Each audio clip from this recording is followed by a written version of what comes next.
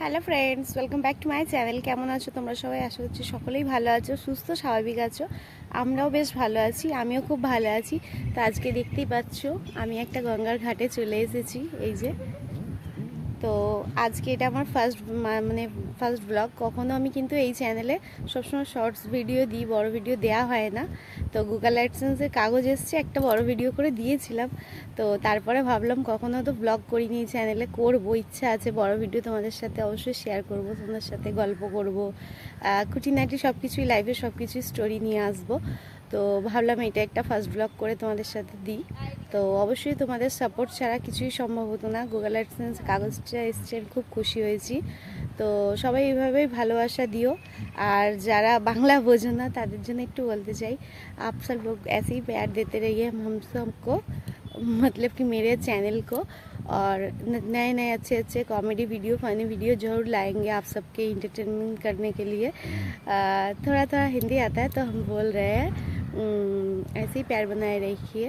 और जो बड़े हैं मेरे से बड़े हैं, तो मुझको थोड़ा आशीर्वाद कीजिए, हम और भी आगे जाना चाहती हूँ। आप सबकी प्यार सपोर्ट की वजह से ही जा पाऊँगी, तो ज़रूर सपोर्ट कीजिए। हमको भी यूट्यूबर बनना है, सब कोई तो यूट्यूबर बन रहा है। मेरा भी वो सपना है कि मैं भी थोड़ा कुछ कर लूँ आगे। हाउसवाइफ तो हूँ, एक बेटा भी है मेरा। अगर आप लोग का प्यार मिल जाए तो कुछ कर सकती हूँ। बहुत सारा सपना है मेरा भी, थोड़ा थोड़ा छोटा छोटा सपना है, आप सबकी प्यार से ज़रूर पूरा होगा। তো বন্ধুরা চলো, এই ভিডিওটা বেশি বড় করবো না, সবাই ভালো থেকো, সুস্থ থেকো।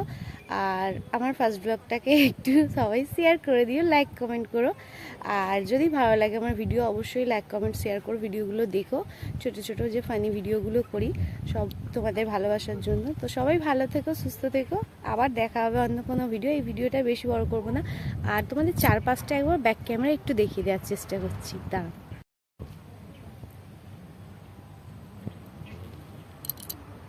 দেখো কি সুন্দর জায়গাটা, দেখো।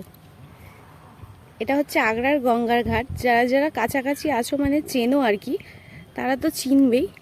এই যে এদিকে এই যে মন্দির আছে, মায়ের মন্দির। তা আমরাও কিছু বোতল নিয়ে এসেছিলাম জল নিয়ে যাওয়া বলে, জল টলগুলো নিয়ে নিচ্ছি। এমনিতেও তো রান্না পুজো আছে আমাদের, ভাদ্র মাসে জল নিতেই হয়। তো 2-4টে বোতল নিয়ে এসেছিলাম, সেই কারণে জল নিয়ে নিয়েছি। তোমরা অবশ্যই কমেন্ট করো, আমার বাংলা কথা যদি না বুঝতে পারো সেটাও বলো, চেষ্টা করব হিন্দিতে একটু আধটু কথা বলার। চলো বন্ধুরা, আজকের মতন টাটা, দেখা হচ্ছে পরের দিন।